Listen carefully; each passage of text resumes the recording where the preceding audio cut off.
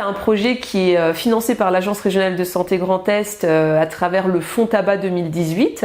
Donc le porteur, c'est Grand Est sans tabac, qui va accompagner 3 villes pilotes pour voir comment est-ce que ces villes peuvent s'engager dans la lutte contre le tabagisme à travers vraiment des actions de dénormalisation du tabac et d'éviter ainsi que les jeunes puissent commencer à fumer ou d'aider les fumeurs à arrêter de fumer.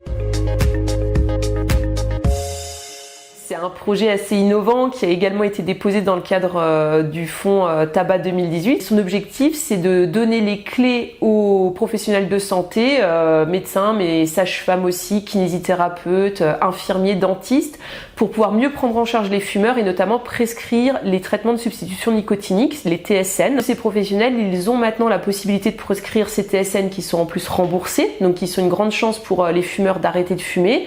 Mais vu que les professionnels n'ont pas toujours été formés lorsqu'ils étaient sur les bancs des écoles ou des facs, parfois ils peuvent avoir des difficultés à initier ces traitements, ne pas se sentir à l'aise, et donc ça a été une demande des professionnels que l'ARS a soutenue à travers le financement de ce projet.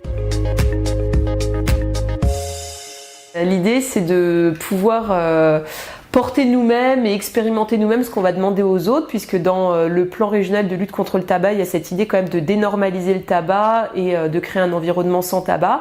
Et notamment, il y a l'idée d'une administration sans tabac que nous allons porter auprès de toutes les administrations du Grand Est. Donc on s'est dit que c'était peut-être bien d'essayer de commencer par nous-mêmes.